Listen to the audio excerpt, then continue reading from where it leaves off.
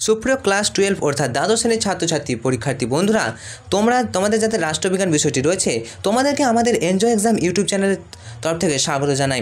আজকের এই ভিডিওতে রাষ্ট্রবিজ্ঞান অর্থাৎ পলিটিক্যাল সায়েন্স থেকে 100% কমন যোগ্য একটি সাজেশন নিয়ে আজকের এই ভিডিওতে আমরা আলোচনা করছি।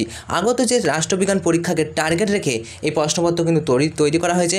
আমরা আরও কয়েকটি প্রশ্নপত্র তোমাদের সাথে আপলোড করব, তো উত্তর সহ আলোচনা করছি, তাই তোমাদের সময় নষ্ট একেবারেই হবে না। আর তোমরা যারা উচ্চ মাধ্যমিক তৃতীয় সেমিস্টার রাষ্ট্রবিজ্ঞান বিষয় নিয়ে পরীক্ষা দিতে চাইছো, ভালো পরীক্ষায় ভালো রেজাল্ট করতে চাইছো, তাহলে অবশ্যই চ্যানেলে নতুন হলে চ্যানেলটি সাবস্ক্রাইব করে পাশে থাকা নোটিফিকেশন অল সিলেক্ট করে রাখতে পারো।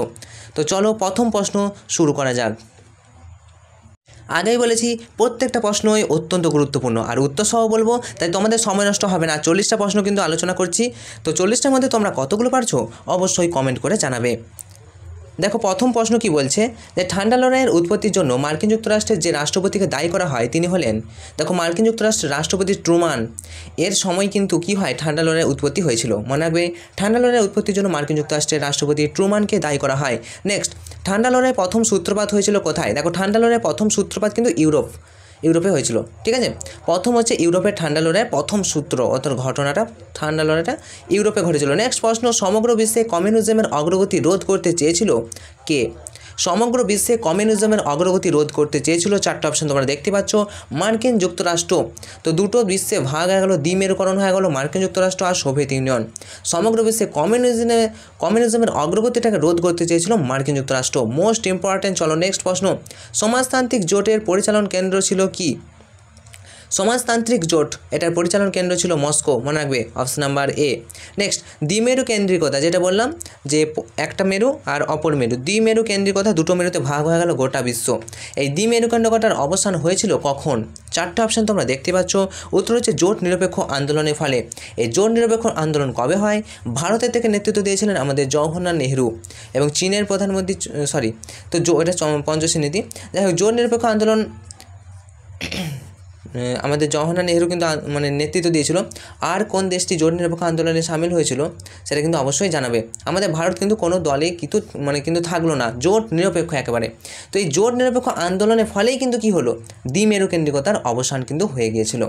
ঠিক আছে, চলো নেক্সট কোয়েশ্চেন দেখো, সামরিক দিক থেকে বিচার বিশ্লেষণ করলে বর্তমান বিশ্বকে চিহ্নিত করা যেতে পারে। Most important. দেখো বর্তমান বিশ্ব কি একমেরুকেন্দ্রিক, দ্বিমেরুকেন্দ্রিক নাকি বহুমেরুকেন্দ্রিক? কি হলো এখন যে অর্থাৎ বর্তমানে কি হয়েছে? দেখো 6 নম্বর প্রশ্নের সঠিক অ্যান্সার হয়ে যাবে অপশন নাম্বার, দেখো 4টা অপশন রয়েছে, এখন হচ্ছে একমেরুকেন্দ্রিক বিশ্ব। ঠিক আছে, বর্তমানে বিশ্বকে একমেরুকেন্দ্রিক বিশ্বই বলা হয়। নেক্সট 7 নম্বর প্রশ্ন দেখো, জোট নিরপেক্ষ আন্দোলনে প্রথম শীর্ষ সম্মেলন অনুষ্ঠিত উত্তর হয়ে যাবে বেলগ্রেড। মনে রাখবে, option number D is the correct answer, একদম কারেক্ট। কারণ জোট নিরপেক্ষ আন্দোলনের প্রথম শীর্ষ সম্মেলনটা পরীক্ষায় আসার মতো প্রশ্ন, মনে রাখবে বেলগ্রেড। তোমাদের পুরনো সিলেবাসে এটা ছিল। চলো নেক্সট 8 নম্বর প্রশ্ন দেখো, জোট নিরপেক্ষ আন্দোলনে কোন সম্মেলনে সম্মিলিত জাতিপুঞ্জের মহাসচিবের উপস্থিতি সম্মেলনের গৌরব বৃদ্ধি করে? চারটা অপশন তোমরা দেখতে পাচ্ছ, উত্তর হয়ে যাবে হাভানা সম্মেলন 2006।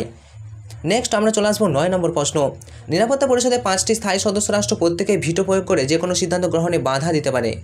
এই ব্যবস্থা গৃহীত হয় কোন সম্মেলনে? একদম, নিরাপত্তা পরিষদে মাত্র 5টি স্থায়ী সদস্য ছিল, এখান থেকে প্রশ্ন আসতে পারে। নিরাপত্তা পরিষদের স্থায়ী সদস্য রাষ্ট্র কয়টি? উত্তর হবে 5টি। অস্থায়ী সদস্য রাষ্ট্র কয়টি? অবশ্যই কমেন্ট করে জানাও। আচ্ছা, এরপর আমি যেটা বলছি যে ভিটো প্রদান করতে পারে কারা, এটাও কিন্তু একটা প্রশ্ন আসতে পারে। ভিটো প্রদান ক্ষমতা একমাত্র রয়েছে নিরাপত্তা পরিষদের স্থায়ী সদস্য রাষ্ট্রেরই, আর কিন্তু কেউ ভিটো ক্ষমতা প্রয়োগ করতে পারবে না। তো এই ভিটো ক্ষমতা বলা হচ্ছে কোন সম্মেলনে গৃহীত হয়? তাহলে 3টে কোয়েশ্চেন একটা প্রশ্ন থেকে হলো। দেখো এই ভিটো ক্ষমতা কোন সম্মেলনে হয়? 4টা অপশন তোমরা দেখতেই পাচ্ছ। উত্তরটা আমি তোমাদের ডাইরেক্ট বলে দিচ্ছি। দেখো উত্তরটা হয়ে যাবে অপশন নাম্বার ইয়াল্টা সম্মেলন, অর্থাৎ অপশন নাম্বার বি এ। চলে আসবো নেক্সট প্রশ্ন। দেখো 10 নম্বর প্রশ্ন কি বলছে, সম্মিলিত জাতিপুঞ্জের প্রধান উদ্দেশ্য কি? সম্মিলিত জাতিপুঞ্জের প্রধান উদ্দেশ্য ছিল আন্তর্জাতিক শান্তি আর নিরাপত্তা রক্ষা করা, অর্থাৎ 10 নম্বর প্রশ্নের সঠিক অ্যান্সার হয়ে যাবে অপশন নাম্বার বি। চলে আসবো 11 নম্বর প্রশ্নে। 11 নম্বর প্রশ্ন দেখো, প্রতিটি সদস্য রাষ্ট্র সাধারণ সভায় কতজন প্রতিনিধি প্রেরণ করতে পারে? দেখো প্রতিটি সদস্য রাষ্ট্র কিন্তু সাধারণ সভায়, দেখো 4টা অপশন তোমরা দেখতেই পাচ্ছ, উত্তর হয়ে যাবে অপশন নাম্বার, দেখো উত্তর হয়ে যাবে অপশন নাম্বার সি, 5 জন। দেখো প্রতিটি সদস্য রাষ্ট্র কিন্তু সাধারণ সভায় 5 জন করে প্রতিনিধি প্রেরণ করতে পারে, মনে রাখবে। নেক্সট প্রশ্ন, বর্তমানে নিরাপত্তা পরিষদের সদস্য সংখ্যা কত? আমি তোমাদেরকে আগে কমেন্ট করতে বলেছিলাম, উত্তর হয়ে যাচ্ছে 15 জন। তার মধ্যে 5 জন স্থায়ী আর 10 জন কিন্তু অস্থায়ী, মনে রাখবে। তাহলে এখন আমাদের প্রশ্ন উত্তর হয়ে যাচ্ছে অপশন নাম্বার এ। নেক্সট 13 নম্বর প্রশ্ন দেখো কি বলেছে, বলছে বিয়ের রাজনৈতিক ভূমিকা হলো সর্বাপেক্ষা গুরুত্বপূর্ণ। সনদের 99 নম্বর ধারায় বলা হয়েছে, আন্তর্জাতিক শান্তি ও নিরাপত্তা রক্ষার ক্ষেত্রে কোনো সমস্যা সৃষ্টি হয়েছে বলে যদি বি মনে করেন, তবে তিনি সে বিষয়ে নিরাপত্তা পরিষদের দৃষ্টি আকর্ষণ করতে পারেন। উপরোক্ত বি কে? এই বি একজন কে? চারটে অপশন তোমরা দেখতে পাচ্ছ, উত্তর হয়ে যাবে মহাসচিব। তাহলে মহাসচিবের রাজনৈতিক ভূমিকা সর্বাপেক্ষা গুরুত্বপূর্ণ, ঠিক আছে, এটা মনে রাখবে। চলে আসবো নেক্সট, আমরা চলে আসছি 14 নম্বর প্রশ্ন। শান্তির জন্য আলোচ্যসূচি প্রস্তাব কোন মহাসচিব দিয়েছিলেন? উত্তর দেখে নাও, বুত্রাস খালি অর্থাৎ ঘালি অর্থাৎ option number C is the correct answer. 14 number প্রশ্ন। চলে আসবো 15 নম্বর প্রশ্ন। দেখো, UNESCO, United Nations of Educational Scientific and Cultural Organisation, এর কেন্দ্রীয় কার্যালয় কোথায় অবস্থিত? কেন্দ্রীয় কার্যালয়টা মনে রাখবে Paris. Option number C is the correct answer. Next চলে আসবো 16 নম্বর প্রশ্ন। দেখো, ওয়ার্ল্ড ব্যাংক অর্থাৎ বিশ্ব ব্যাংক এবং আন্তর্জাতিক অর্থ ভাণ্ডার ইন্টারন্যাশনাল মনিটারি ফান্ড তো গড়ে তোলা কথা কোন সম্মেলনে গৃহীত হয়? চারটে অপশন তোমরা দেখতে পাচ্ছ, উত্তরে যাবে মনে রাখো বেটন উডস সম্মেলনে। এই সম্মেলনে কিন্তু অর্থ ভাণ্ডার গড়ে তোলার কথা বলা হয়। চলে আসবো 17 নম্বর প্রশ্ন। দেখো কি বলছে, ঐতিহ্যগত নিরাপত্তা মূলত সমগ্র দেশ এবং সামরিক বাহিনীর সঙ্গে সম্পর্কিত, ঠিক আছে। 17 নম্বর প্রশ্ন।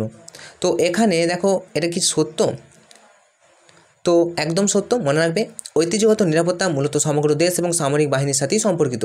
আবার বিবৃতি 2 বলছে, যুদ্ধের মতো একটা পরিস্থিতি মোকাবেলার জন্য একটি রাষ্ট্র চারটি নিরাপত্তা সংক্রান্ত নীতি গ্রহণ করে, যেমন মনে রাখো প্রতিরোধ, প্রতিরক্ষা, ক্ষমতার ভারসাম্য এবং জোট গঠন। তো উপরোক্ত বিবৃতি দুটি আমরা দেখলাম দুটোই কিন্তু সঠিক। তাহলে অপশান ওয়াইজ যদি আমরা অ্যান্সার বেছে নিই, উত্তর হয়ে যাবে অপশান নাম্বার সি, বিবৃতি 2 এবং অপশান সি, বিবৃতি 1 এবং বিবৃতি 2 উভয়ই সত্য। চলে আসবো 18 নম্বর প্রশ্নে। কি বলছে দেখো, এখানেও রয়েছে বিবৃতি। তা 18 নম্বর প্রশ্নে বলছে, মানব নিরাপত্তা রাষ্ট্রের তুলনায় ব্যক্তিকে অধিক গুরুত্ব প্রদান করে। বলছে মানব নিরাপত্তা রাষ্ট্রের তুলনায় ব্যক্তিকে অধিক গুরুত্ব প্রদান করে। এর কারণ বলছে সংকীর্ণ অর্থে মানব নিরাপত্তা সন্ত্রাসবাদ এবং সাম্প্রদায়িক দাঙ্গার মতো বিষয়গুলিকে প্রতিরোধ করে। তো 18 নম্বর প্রশ্ন, এখানে কি বলছে? চারটে অপশন তোমরা দেখতে পাচ্ছ, চারটে অপশন। তো আমি তোমাদেরকে ডাইরেক্ট অ্যান্সার বলছি, ঠিক আছে। 18 নম্বর প্রশ্নের সঠিক উত্তর হয়ে যাবে, দেখো এখানে কিন্তু নেই, মনে রাখবে দুটোই সঠিক কিন্তু একটা অপরটার ব্যাখ্যা নয়। আমি বলে দিচ্ছি, প্রথমেরটাও সঠিক, দ্বিতীয়টাও সঠিক, বাট একটা অপরটা কিন্তু ব্যাখ্যা নয়। অপশান নাম্বার বি হতো। যাই হোক, আমি তোমাদেরকে দেখিয়ে দিচ্ছি। চলো নেক্সট 19 নম্বর প্রশ্ন। দেখো, ভিডিওর মাঝেই তোমাদেরকে বলে দিই, তোমরা যারা এখনও আমাদের চ্যানেলটি সাবস্ক্রাইব করোনি, অবশ্যই আমাদের চ্যানেলটি সাবস্ক্রাইব করো। আমাদের চ্যানেল এনজয় এক্সাম, তোমাদের পরীক্ষায় তোমরাও কিন্তু এক্সামকে করবে এনজয়। চলো নেক্সট প্রশ্ন। 19 নম্বর প্রশ্ন বলছে, অভিবাসীদের দেশ নামে পরিচিত একটি দেশের নাম লেখো। অভিবাসীদের দেশ, একদম আমেরিকা। দেখবে এখান থেকে অনেক মানুষই কিন্তু আমেরিকায় যে বসবাস করছে, পড়াশোনার কারণে হোক, জীবিকা সূত্রে হোক। তো অভিবাসীদের দেশ নামে পরিচিত একটা দেশের নামই হচ্ছে আমেরিকা, মনে রাখবে কিন্তু ইউনাইটেড স্টেট অফ ইউএসএ, ঠিক আছে, ইউনাইটেড স্টেট অফ আমেরিকা। তো অভিবাসীদের দেশ আমেরিকা, মনে রাখবে। 2023 সালে গাজা ভূখণ্ডে ইসরায়েলের উপর সন্ত্রাসবাদী হামলা চালায় যে দল, সেটি হলো কোন দল? চারটে অপশন তোমরা দেখতে পাচ্ছ, উত্তর হয়ে যাবে হামাস, ঠিক আছে। Option number A is the correct answer. Next, দারিদ্র সৃষ্টিকারী একটি অর্থনৈতিক কারণ কি? দেখো, দারিদ্র সৃষ্টিকারী একটা অর্থনৈতিক কারণই হচ্ছে কি, দারিদ্র সৃষ্টি করে দিতে পারে। কোনটা? দেখো চারটে অপশন, দেখো উত্তর হয়ে যাবে সম্পদের অসম বন্টন। সম্পদের যদি অসম বন্টন হয় তাহলে দারিদ্র কিন্তু সৃষ্টি হতে পারে, এটা একটা অর্থনৈতিক কারণ। চলে আসবো 22 নম্বর প্রশ্ন। দেখো, নিম্নলিখিত মহামারীগুলি সালের ক্রম অনুযায়ী সাজাতে বলছে, কোনটা আগে হয়েছিল, কোনটা পরে হয়েছিল, এরকম অনুযায়ী। চারটে অপশন তোমরা দেখতে পাচ্ছ, ভালো করে দেখে নাও। এরপর আমি তোমাদের ডাইরেক্ট অ্যান্সার বলি। দেখো, উত্তর হয়ে যাচ্ছে জাস্টিনিয়ান প্লেগ, তারপর হচ্ছে ব্ল্যাক ডেথ, তারপর হচ্ছে স্প্যানিশ ফ্লু, তারপরে শেষে আমরা দেখতে পেলাম করোনা হয়েছে এই কিছুদিন আগে। তো এগুলো কিন্তু প্রথমে plague, black death, Spanish flu, corona. তো মনে রাখবে এটা। 22 নম্বর প্রশ্নের সঠিক অ্যান্সার অপশন নাম্বার বি। চলে আসবো 23 নম্বর প্রশ্ন। দেখো, সম্মিলিত জাতিপুঞ্জ জলবায়ু পরিবর্তন সংক্রান্ত সম্মেলনে একটি চুক্তি প্রস্তাবিত করা হয়। সম্মিলিত জাতিপুঞ্জের জলবায়ু পরিবর্তন সংক্রান্ত সম্মেলনে। তো চারটে অপশন তোমরা দেখতে পাচ্ছ, কত সালে সেটা তোমাদেরকে জানতে চেয়েছে।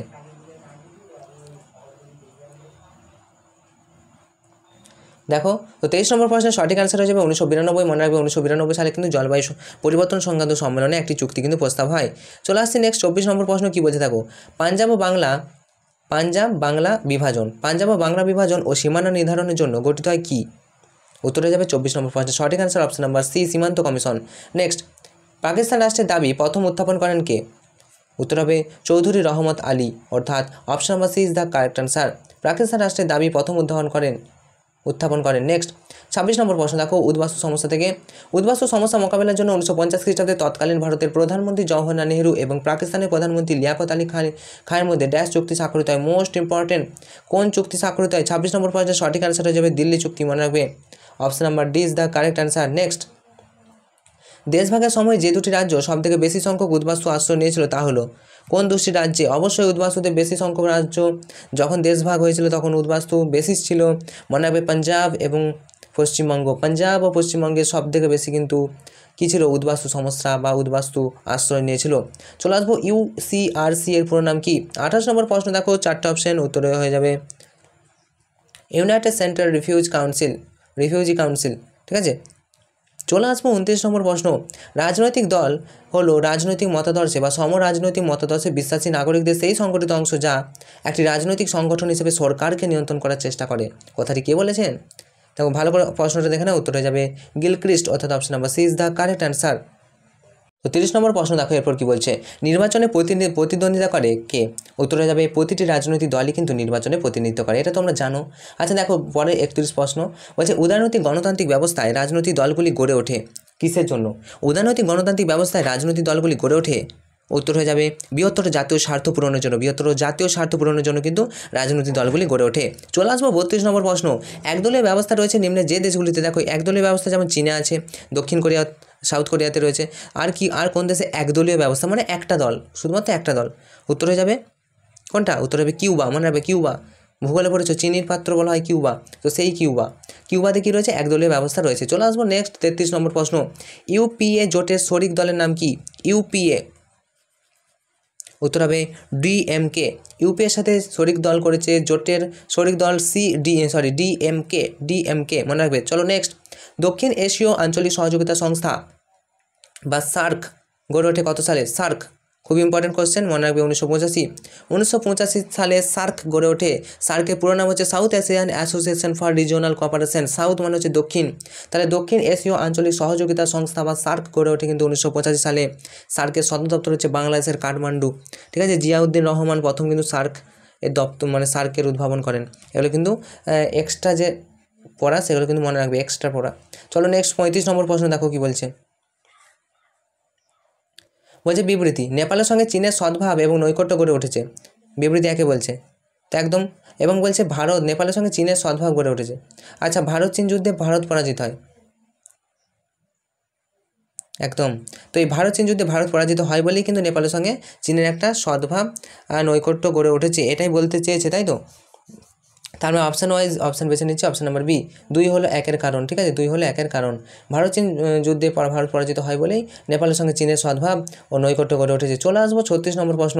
ভারতের পরমাণু নীতির মূল কথা কি? পরীক্ষা আসবেই গ্যারেন্টি, মানে গ্যারেন্টি বলতে কি মানে খুব ইম্পর্টেন্ট কিন্তু এটা, ঠিক আছে। 99% আসার চান্স রয়েছে। ভারতের পরমাণু নীতির মূল কথা কি?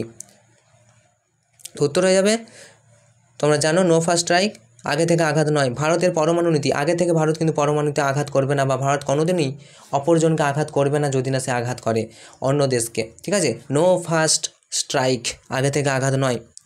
36 নম্বর প্রশ্নের সঠিক অ্যান্সার হয়ে যাচ্ছে অপশন নাম্বার এ। চলে আসবো নেক্সট 37 নম্বর প্রশ্ন। ভারত ও রাশিয়ার মধ্যে অংশীদারত্বের ঘোষণাপত্র স্বাক্ষরিত হয় কত সালে? উত্তর হয়ে যাবে 2000 সালে ভারত ও রাশিয়ার মধ্যে অংশীদারিত্বর ঘোষণাপত্র স্বাক্ষরিত হয়। 38 নম্বর প্রশ্ন দেখো, কোন নীতির ভিত্তিতে ভারত মূলত চীনের সঙ্গে বন্ধুত্বপূর্ণ সম্পর্ক স্থাপনের চেষ্টা করেছিল? কোন নীতি? পঞ্চশীল নীতি। পঞ্চশীল নীতি কার মধ্যে হয়েছিল অবশ্যই বলবে। চীনের সাথে তো, তাহলে চীন, ভারতের প্রধানমন্ত্রী আর চীনের প্রধানমন্ত্রী চৌ এন লাই এর উপস্থিতিতে কিন্তু পঞ্চশীল নীতি 1954 সালে স্বাক্ষরিত হয়, ঠিক আছে। তো এই পঞ্চশীল নীতিটা কি বলেছে? যে চীনের সাথে বন্ধুত্বপূর্ণ সম্পর্ক স্থাপনে একটাই চেষ্টা করেছিল এই পঞ্চশীল নীতির মাধ্যমে। নেক্সট 39 নম্বর প্রশ্ন দেখো, বলছে ভারতে কৌশলগত পরমাণু অস্ত্রের ব্যবস্থাপনার জন্য স্থাপিত হয়? উত্তর হবে স্ট্র্যাটেজিক ফোর্সেস কমান্ড, অর্থাৎ option number D is the correct answer. Next দেখো কস্তম্ভের সঙ্গে খস্তম্ভ মিলিয়ে সঠিক বিকল্পটি নির্বাচন করতে বলেছে তোমাদের। 40 নম্বর প্রশ্ন দেখো, খুব ইম্পর্টেন্ট, কোনটা কবে হয়েছিল কত সালে? প্রথম প্রশ্ন আমি তোমাদের বলেছি 1 নম্বর যেটা হবে পিটিবিটি, এটা হয়ে যাবে অপশন নাম্বার এ, অর্থাৎ 1963। এনপিটি এটা হয়ে যাবে তোমাদের অপশন নাম্বার সি, 1968 খ্রিস্টাব্দে। সিটিবিটি পুরো নামটা বলেছি কম্প্রিহেনসিভ টেস্ট ব্যান্ড ট্রেটি, তো পরমাণু নিষিদ্ধকরণ আইন চুক্তি, তো এটা কবে হয়েছিল? মোস্ট ইম্পর্টেন্ট এটা কিন্তু, এটা হয়ে যাবে অপশন নাম্বার ডি, অর্থাৎ 1996 খ্রিস্টাব্দে। নেক্সট, সল্ট ওয়ান স্বাক্ষরিত হয়, উত্তর হয়ে যাবে 1972 খ্রিস্টাব্দে। মোস্ট ইম্পর্টেন্ট, এখান থেকে একটা প্রশ্ন চলে আসতে পারে। 40 নম্বর প্রশ্নটা ছিল খুবই গুরুত্বপূর্ণ। 40 নম্বরের সঠিক অ্যান্সারটা দেখে নাও, উত্তর হয়ে যাবে অপশন নাম্বার ডি। ঠিক আছে, ডিটা তোমরা দেখে নাও। এই ছিল তোমাদের জন্য গুরুত্বপূর্ণ প্রশ্ন ও উত্তর ভিডিও। তোমাদের পরীক্ষা ভালো হবে এই শুভকামনা জানিয়ে আজকের মতো ভিডিওটা এখানেই শেষ করছি। তোমাদেরও যদি কোনো সমস্যা থাকে অবশ্যই তোমরা কমেন্ট করে জানাতে পারো, আমরা প্রতিটি কমেন্টের রিপ্লাই দেওয়ার চেষ্টা করব। তো তোমাদের পরীক্ষা ভালো হোক, enjoy exam, all the best.